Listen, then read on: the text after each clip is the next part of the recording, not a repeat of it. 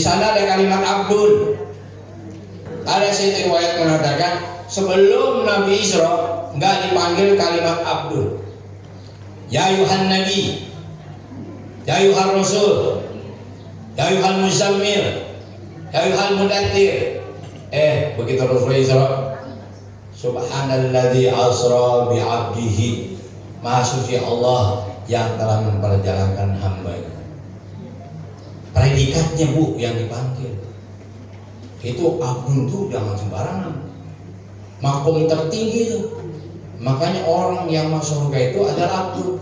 Fadkhuli fi ibadi wadkhuli, masuklah kau dalam kelompok hambaku dan masuklah kalian dalam surgaku. Hanya abdun yang akan bisa masuk ke dalam surga. Makanya Rasul saat itu nggak dipanggil dengan julukan-julukan yang lain kecuali bi abdihi.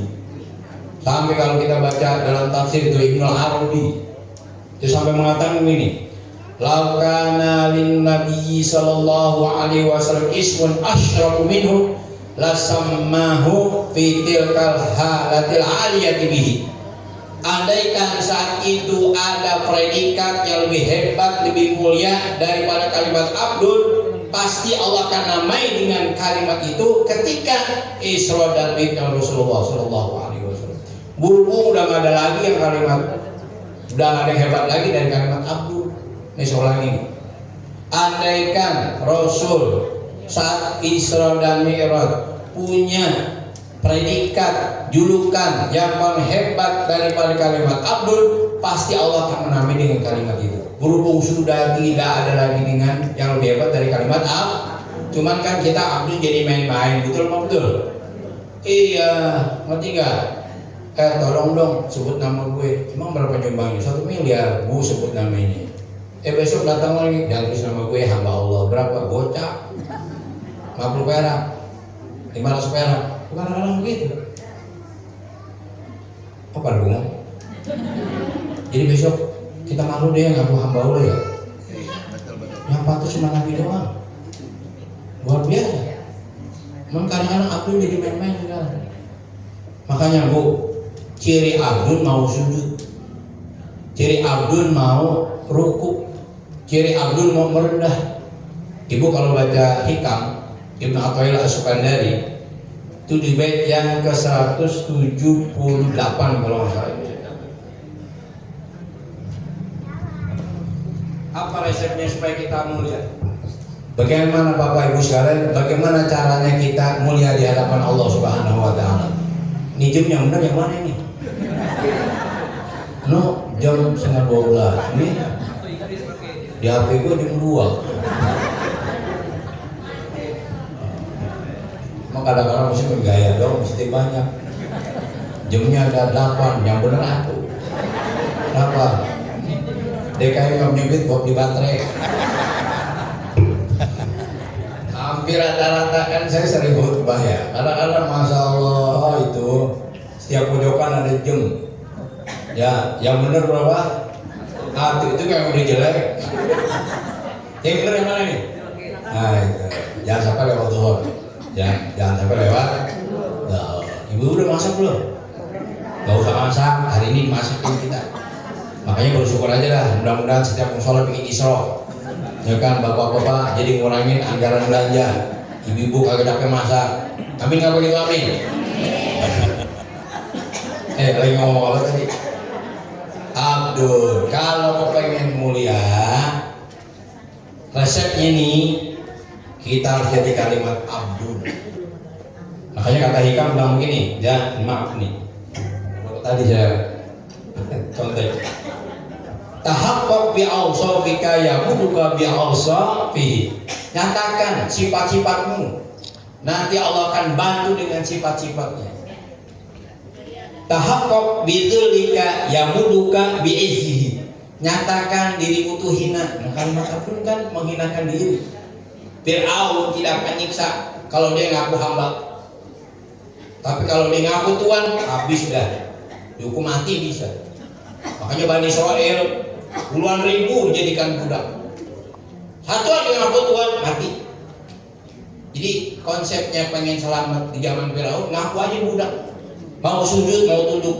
apalagi kepada Allah Subhanahu. Makanya nyatakan dirimu itu hina, nanti Allah akan bantu dengan kemuliaannya. Bagaimana orang memulia kalau nggak pernah menghinakan dirinya? Betul betul.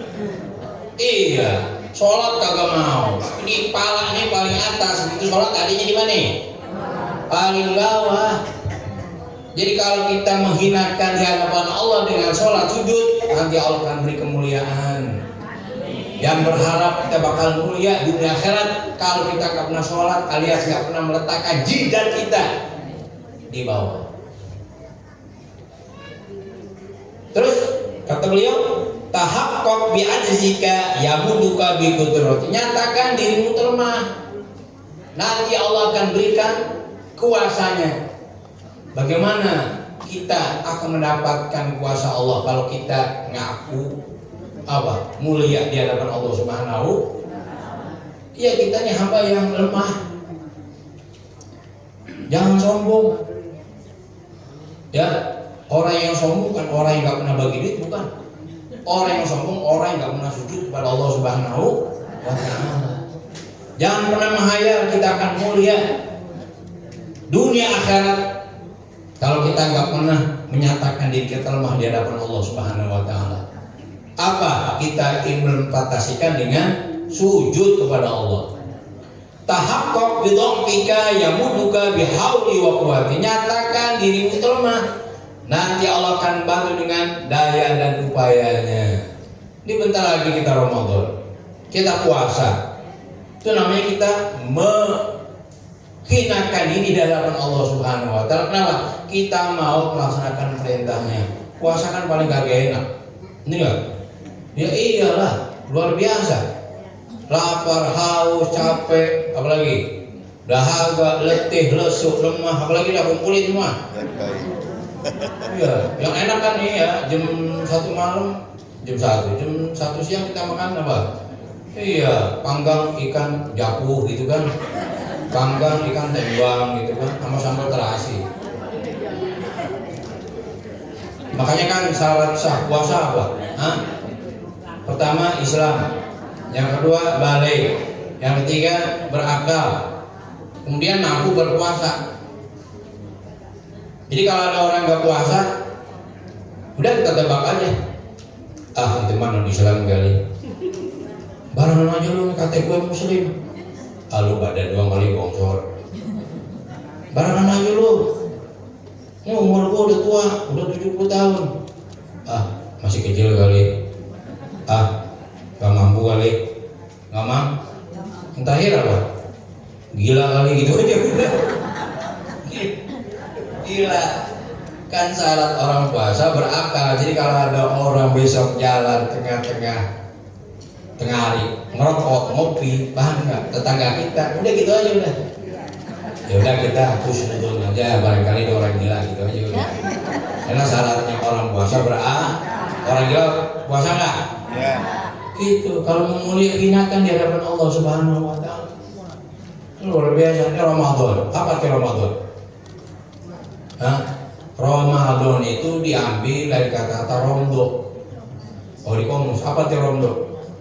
Romdo itu sesuatu yang terbakar. Al-ardul hamiyah kalau dalam komus.